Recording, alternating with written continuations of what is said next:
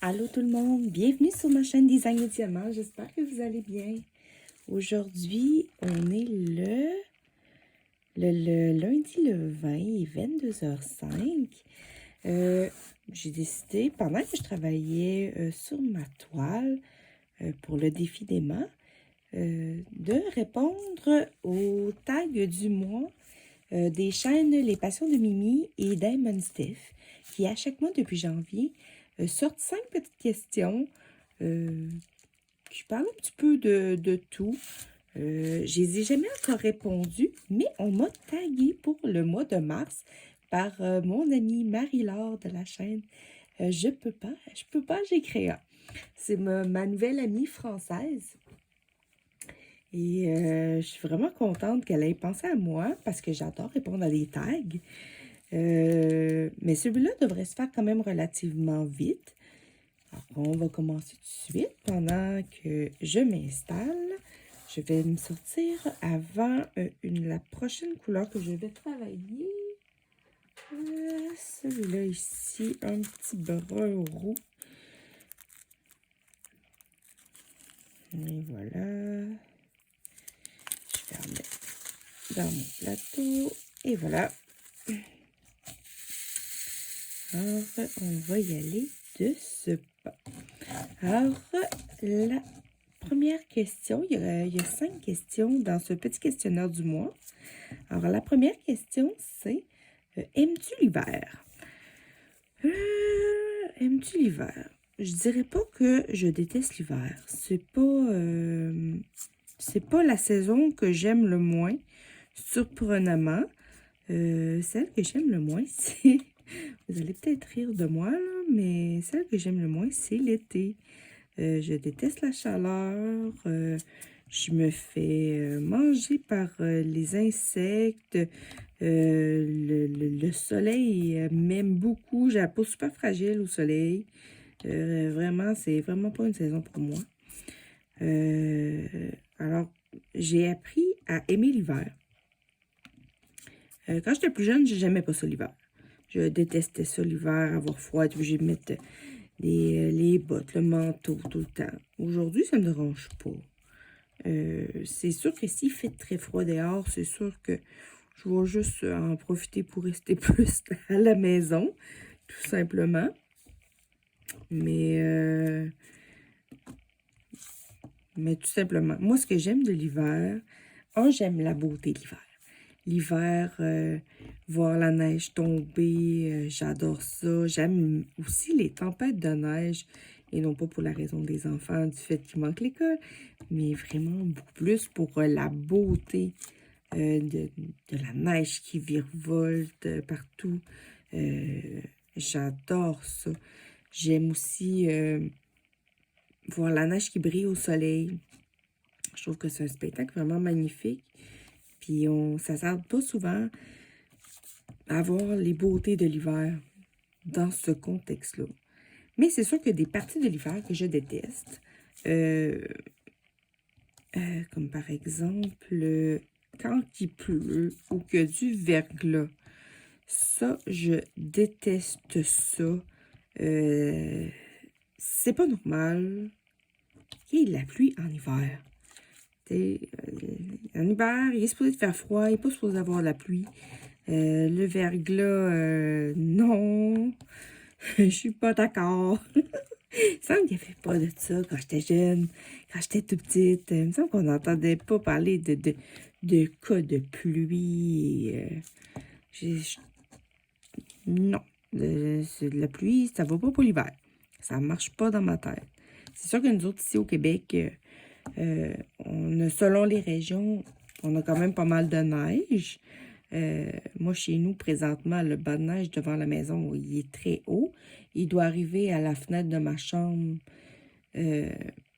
C'est haut, mais ça fond très vite. Quand ça arrive le temps du printemps, les bas de neige, on les voit plus. Ça prend pas de temps. C'est vraiment fou, là, comment que ça disparaît vite.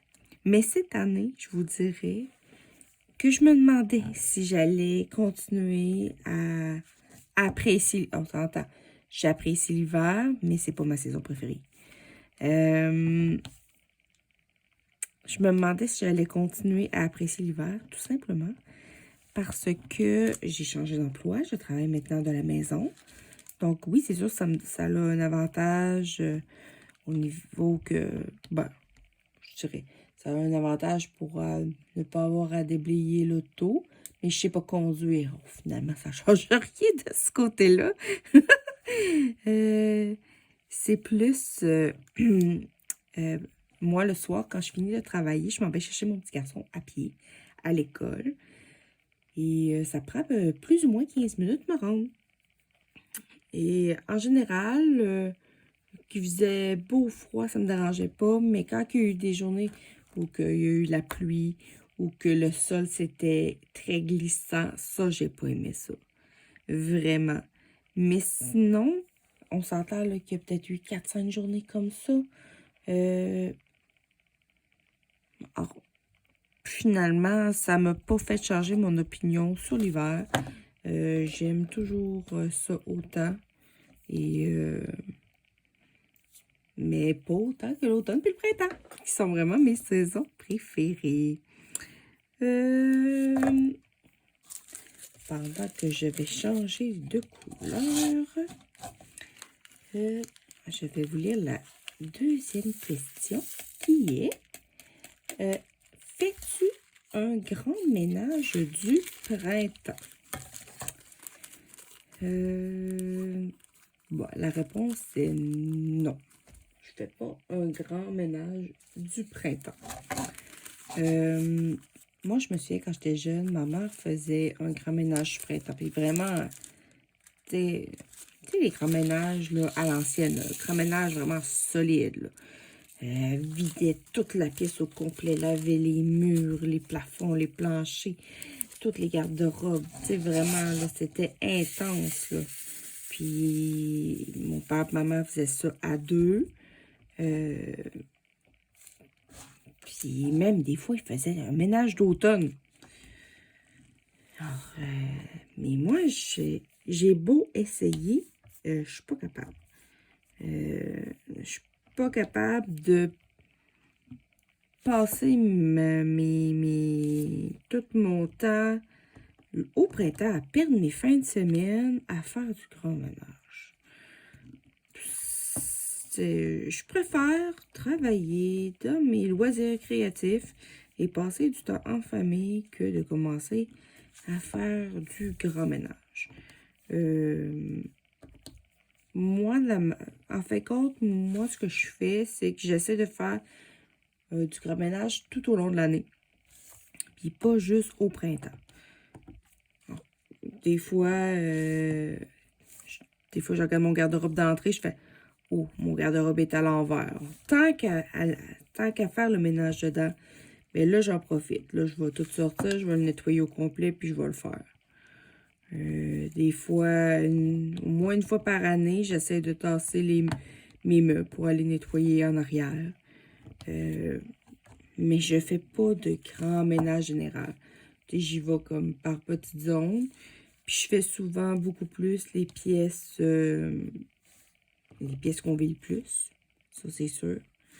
Les pièces qu'on va moins souvent, c'est sûr que c'est pas celles qu'on fait en premier.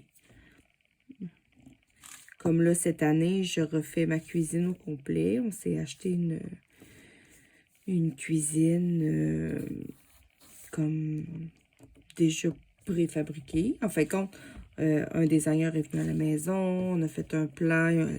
Selon le plan, ils ont construit les armoires pour notre cuisine en fonction d'eux. On a tous les cabinets à la maison. Il reste juste à réserver une date pour qu'ils viennent les poser. Le seul affaire, c'est qu'avant que je puisse prendre une date, j'ai des travaux électriques à faire faire. Alors, j'attends après le mari de ma cousine qui est électricien pour qu'il vienne faire ça. Puis ensuite, il va falloir que je fasse affaire avec un plombier parce qu'on a on change l'évier de cuisine de place. On le tasse d'à peu près, peut-être pas tout à fait 2 mètres. Puis il faut vraiment quelqu'un de... Je veux pas prendre n'importe qui pour venir tasser mes tuyaux et avoir éventuellement un risque de dégâts d'eau. Alors, il faut que je me trouve un plombier qui va pouvoir venir me le faire. Mais il faut que l'installation des cabinets soit faite avant la mi-septembre. Alors, il faut quand même que je trouve ça assez rapidement, que ça soit fait pour pas être pris à la dernière minute et avoir des dates qui me conviennent pas. Mais alors c'est sûr que avec ces travaux-là, ça va me permettre de faire un grand ménage dans ma cuisine, ça c'est sûr. Parce que là, je vais avoir toutes des armoires neuves. Je vais juste m'assurer de faire un tri dans ma vaisselle, tout nettoyer ce que j'ai. Puis, comme on dit au Québec, l'affaire va être ketchup. Eh oui! Puis, ce qui est le fun avec cette compagnie-là qui va venir, c'est qu'en fin de compte, ces autres qui vont venir désinstaller les anciennes armoires. Et ils viennent une journée les désinstaller, puis ils viennent une autre journée les réinstaller. Puis ça prend pas plus qu'une journée. Alors ça, c'est vraiment le fun. Je sais juste pas, entre la désinstallation et l'installation, combien il va y avoir de jours entre. Alors ça se peut qu'on vive de restaurants et de et de petits plats déjà fabriqués, réchauffés micro-ondes pour cette période-là. Mais pour le reste, ça devrait être correct. Bon, j'en ai un qui s'est sauvé. Je sais pas il est où. Je le retrouverai bien un jour. Et voilà, une autre couleur de fête.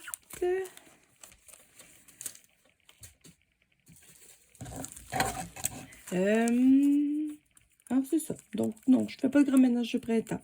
Je le fais en fonction des besoins que j'en ressens. Puis, mais c'est valorisant. J'en fais pas, là, mais c'est valorisant de dire, hey, j'ai réussi à faire ça. Et c'est fait. C'est valorisant de faire, de se dire, hey, j'ai réussi à faire du ménage, c'est propre, ça sent bon, puis tout. C'est vraiment valorisant. Désolée. À force de parler, ça donne soif. Alors, la question numéro 3. La question numéro 3, c'est: as-tu un animal ou des animaux domestiques et peux-tu nous parler d'eux? Oui, j'ai 2 chats à la maison. Et les deux ont des histoires vraiment différentes. Alors, mon plus vieux s'appelle Praline et c'est un mâle malgré son nom. En fait, compte l'histoire de Praline qui vient d'avoir 16 ans. Je pensais qu'il était plus vieux que ça. J'arrêtais pas de dire il va avoir 19 ans, il va avoir 19 ans. Puis finalement, je me suis réveillée un matin avec l'idée de voyons, il n'y a pas 19 ans, c'est impossible. Puis ça faisait longtemps que je disais qu'il était plus vieux qu'il était. Je disais, je vais aller voir dans son carnet de santé, voir. Et là, j'ai vu sa date d'anniversaire. J'ai dit, mais non, t'arrêtes de le vieillir, pas petit minou. Alors, mon beau Pralou, parce que nous autres, on l'appelle Pralou, même si son prénom, c'est Praline, c'est un chat blanc et caramel à poils longs. Et il a poils quand même très longs. Souvent, j'aime ça rire un peu du fait que le poil est tellement long que je pourrais utiliser sa queue comme plumeau. Tellement qu'il y a une belle queue toute pleine de poils. En fin de compte, ça date de l'époque où j'habitais avec ma soeur en appartement. Elle était venue habiter avec moi pour le cégep. Parce que j'avais toujours dit à ma soeur que quand elle viendrait au cégep à Québec, peu importe ce qui arriverait, elle viendrait habiter avec moi. Parce que moi, quand je suis passée à la maison, ma soeur était petite. On a quand même 8 ans et demi de différence. Et J'ai toujours eu l'impression d'avoir manqué une partie de son enfance à cause de notre différence d'âge. Alors, j'y avais dit que quand elle viendra au cégep, ça venait au cégep à Québec, là, que moi j'étais à ce moment-là. Qu'elle viendrait habiter avec moi. Puis ça a vraiment tombé que, tu sais, ça a vraiment tombé parfaitement.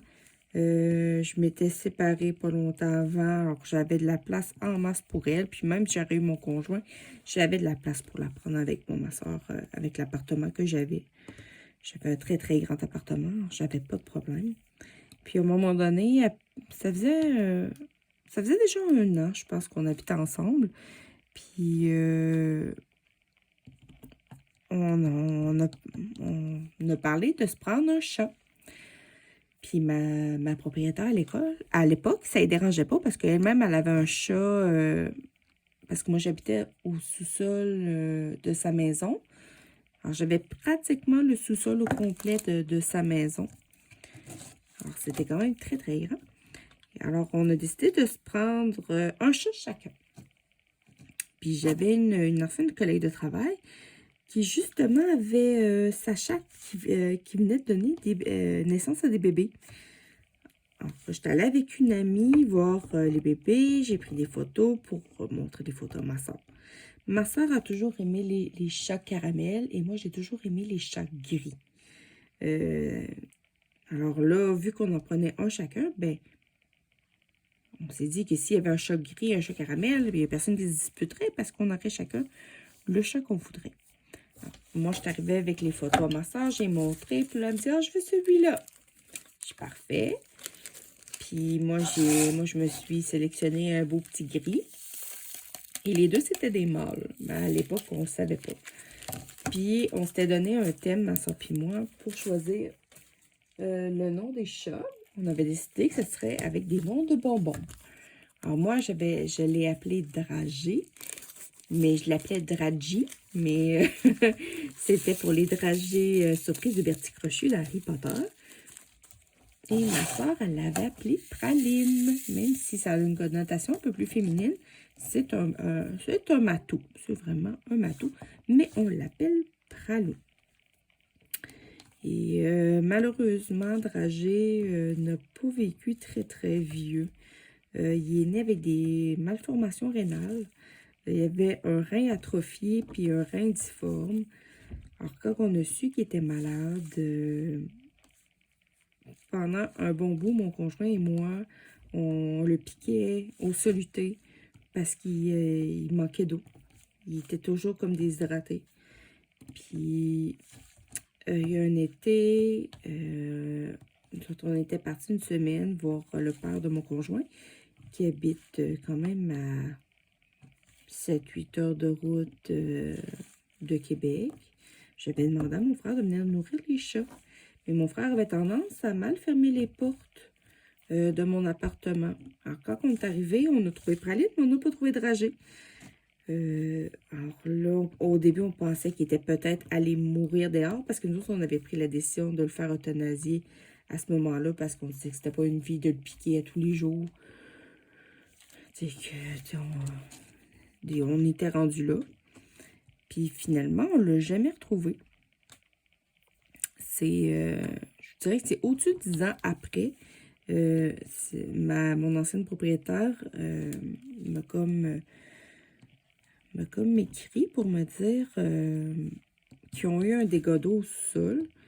Et quand ils ont dû défaire des murs et ils ont trouvé le chat, mon beau Dragé, il s'était retrouvé entre deux murs parce qu'en dessous de l'évier de la salle de bain, il y avait un trou pour passer les tuyaux. Puis les chats, quand ils étaient bébés, ils s'amusaient à aller dans le mur parce qu'ils pouvaient y aller. Puis il était allé se trouver un petit coin, il s'était roulé en boule, il s'était endormi là. Mais c'était proche, quand même proche de la chaufferie. Alors, il a desséché. Je sais, c'est un peu dégueulasse, là. Je m'excuse. Mais ça a l'air que quand ils l'ont trouvé, ça avait l'air d'un chat endormi,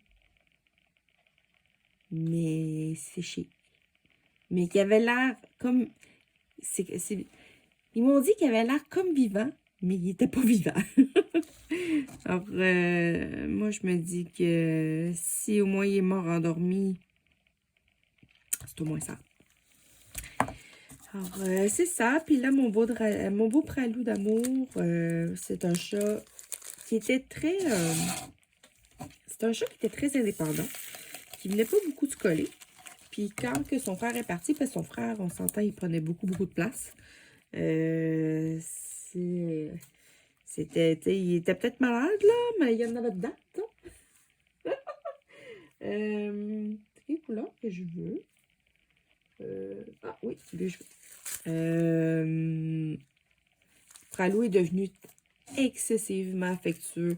Il vient dormir avec nous autres, il vient se coller. Puis c'est un chat qui est...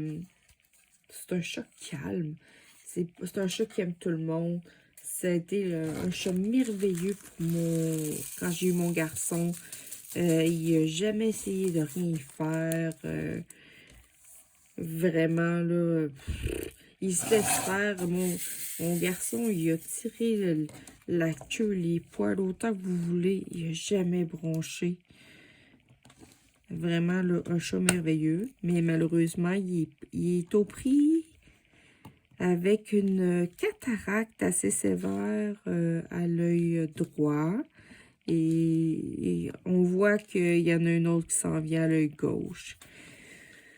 Malheureusement, j'ai pas les moyens d'aller le faire opérer. Puis à l'âge qu'il a, on s'entend qu'il n'y en a pas encore pour ben des années. Alors,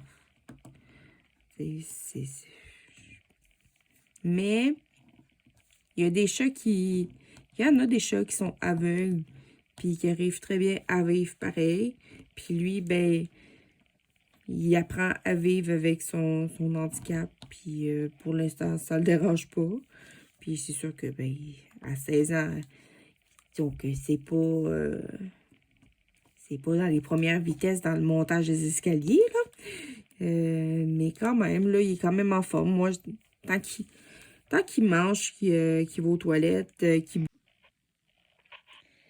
Désolée tout le monde, je viens de me rendre compte que ma vidéo, elle avait coupé. Et j'étais en train de parler un peu tout seul. Alors, je vais recommencer à là où j'en étais rendue. Alors, je vous disais que mon beau pralou, malgré ses cataractes, vit quand même très bien. Quand je vais voir qu'il va commencer à dépérir, c'est sûr que là, je vais agir. Mais pour l'instant, tout va très bien de son côté à lui. J'ai aussi un autre animal qui est une chatte grise que mon chum et moi, on considère qu'on a sauvé. Ce que je veux dire par sauver, c'était une chatte qui appartenait à ma belle-mère. Et ma belle-mère est aux prises avec un bon Alzheimer. Elle avait 2 chats à l'époque et malheureusement, ces chats sont décédés. Et nous autres, elle voulait aller se chercher un autre chat parce qu'elle n'était pas capable de vivre sans chat. C'était vraiment, on appelle ça, nous autres, des follow chats. J'en suis une, mais elle était vraiment quelqu'un comme follow chat. Alors, puis nous autres, on n'était pas d'accord parce qu'on savait très bien qu'avant longtemps, elle serait hospitalisée parce qu'elle ne pourrait plus vivre tout seul. Et effectivement, je pense qu'elle a eu la chatte peut-être 1 an, 1 an et demi, pas bien plus, avant que en fait, compte, qu'elle soit obligée de quitter son appartement. Puis, on s'est rendu compte qu'elle vivait dans des conditions insalubres. Puis, on n'est pas sûr que la mère de mon conjoint s'en occupait adéquatement. On n'est pas sûr qu'elle la nourrissait tout le temps. On n'est pas sûr qu'elle lui donnait de l'eau. Mais une chose est sûre, on savait qu'elle ne s'occupait pas de la litière, puis que la chatte faisait pipi et caca un peu partout dans l'appartement. Même que quand on a vidé l'appartement, les propriétaires ont dû refaire complètement le plancher parce que l'urine avait trop grugé le parquet. Alors, nous autres, on l'a ramené chez nous. C'est sûr que ça n'a pas fait l'affaire à mon beau pralou. Lui, il était bien tout seul dans ses affaires, puis là, il est obligé de partager notre attention. C'est sûr qu'il aime moins ça. Puis la petite chatte, elle va avoir 6 ans cet été.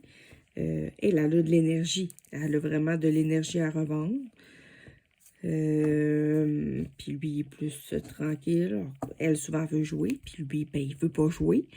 Puis elle, il saute dessus. Puis là, lui, il est pas content parce que là, il saute dessus. Donc, on a des petites frictions, mais c'est pas si pire que ça quand même, là. Aujourd'hui, elle s'est quand même beaucoup calmée, parce que ça doit faire au moins... On était, ma belle-mère s'est fait placer tout de suite au début de la pandémie. Je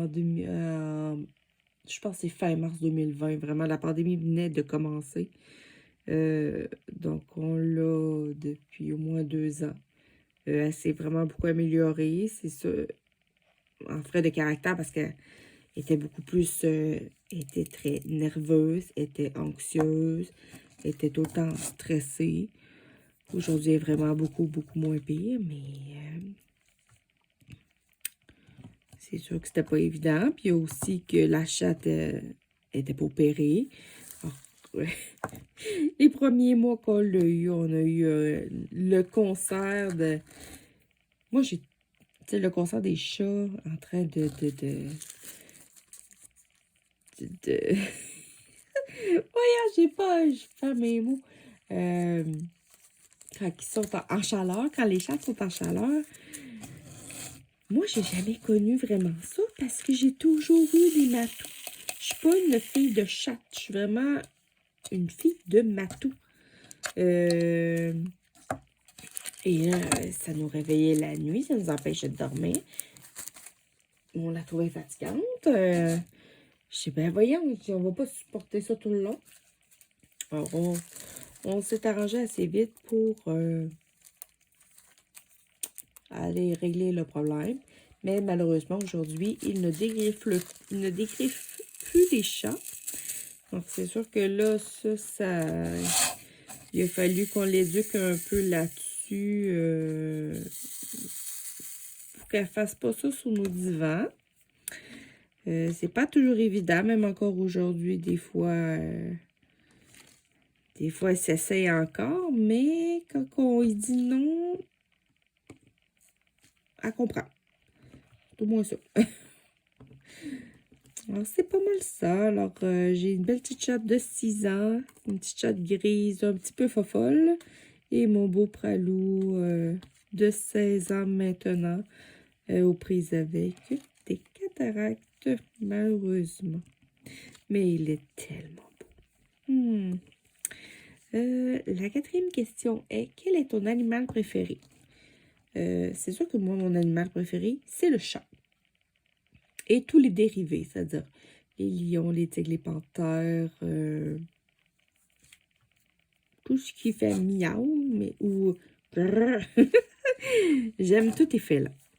Mais s'il faut vraiment choisir, supposons, un autre animal, je dirais le mouton. Je suis tombée en amour avec les moutons il y a quelques années. Je trouve que c'est une belle bête, tranquille, douce, vraiment, je trouve ça beau, un mouton. À chaque fois que je vois, je dis « Oh, un mouton! » On dirait que je peux pas m'en empêcher.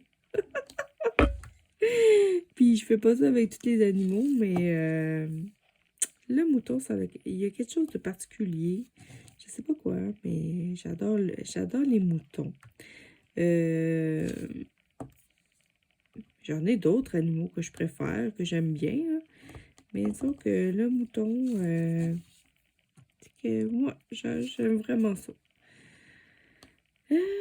Pour la 5e question, qui est, que représente le mois de mars pour toi? Le mois de mars, pour moi, personnellement, ça ne représente pas grand-chose. J'ai quelques anniversaires, comme mon beau-frère Julien. Allô, Julien! Mon beau-frère Julien, j'ai aussi mon neveu et ma nièce, les petits jumeaux, que c'est leur anniversaire. À part ça,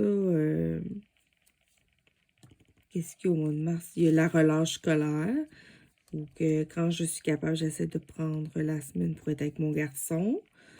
Il y a la Saint-Patrick que je fête. Je la fête un peu parce que mon conjoint, ses ancêtres sont d'origine irlandaise. Alors, on la souligne. Je dirais pas qu'on la fête vraiment beaucoup, mais tu sais, on la souligne. Ensuite, c'est pas mal ça.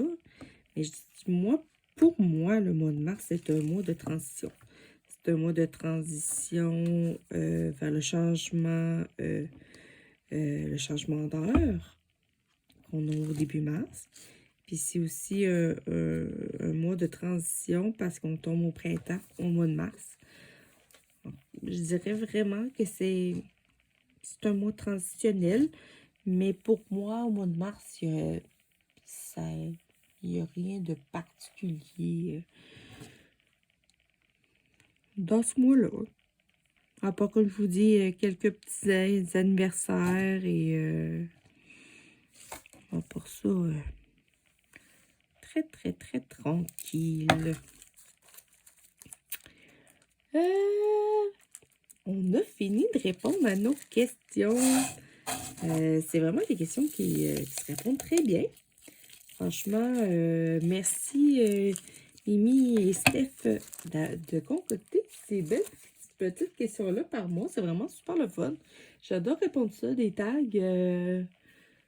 C'est vraiment tout le temps plaisant de pouvoir se confier. Puis que vous puissiez en apprendre un peu plus sur nous. Parce qu'on est toutes des personnes. On est toutes différentes. Alors, c'est le fun de pouvoir apprendre sur les autres. Alors, habituellement, quand je réponds au tag de Dani, la vie des Diamond Painting, c'est un tag de 12 questions, puis elle taguait pas personne. Alors, je taguais jamais personne, mais là, vu que je me suis fait taguer par Marie-Laure, je vais taguer moi aussi 3 personnes. Je vais taguer, je vais taguer Lynn. Je vais taguer Lynn de la chaîne Lynn Diamond Painting et Pointe-Croix. Je l'ai jamais vu faire de tag. Alors, on ne sait jamais. Peut-être que ça va être une première pour elle ou peut-être c'est juste moi que j'aimais remarquer. Je suis beaucoup les vidéos de Lynn qui est... moi, j'aime ça m'appeler la folle des défis, mais je pourrais dire que Lynn est folle du Pointe-Croix. Vraiment, là, vraiment, là, elle m'impressionne. Je la trouve inspirante. Lynn, je t'aime beaucoup, beaucoup. J'aime vraiment ça t'écouter. Alors, peut-être que si ça t'intéresse de répondre à des petites questions pour le plaisir durant ton papotage, ça serait super intéressant. Ensuite, je vais bien sûr taguer Dani de la vie Diamond Painting qui nous a concocté, comme je vous disais, l'année passée, un superbe tag durant toute l'année. Vraiment, là, c'était vraiment super. Je vais justement répondre à son tag ce mois-ci pour que vous puissiez l'entendre, le tag du mois de février. Pas du mois de février, du mois de mars. Je l'ai fait, février. Ouais. Alors, je vais vous faire le tag du mois de mars de Dani dans quelques temps. Alors, Dani, si ça tente de répondre à d'autres questions, ça serait vraiment génial. Et pour finir, je vais taguer Céline de la chaîne Céline Diamante. J'ai découvert Céline il n'y a pas si longtemps que ça. et je l'adore. Je l'adore, j'aime son énergie, j'aime la manière qu'elle parle, j'aime, je t'aime, Céline. Alors, si ça te tente de répondre à ces petites questions sur ta chaîne, ça me ferait plaisir de t'écouter. Alors, sur ce, tout le monde, je vous souhaite une belle soirée ou une belle journée selon le moment où vous allez écouter ma vidéo. J'espère que vous avez apprécié de m'écouter et que vous en avez profité vous aussi pour soit diamanter, faire du point de croix, du colo, n'importe quoi, pendant que je répondais à ces questions-là. Et on se revoit très bientôt pour une autre vidéo. Bye bye!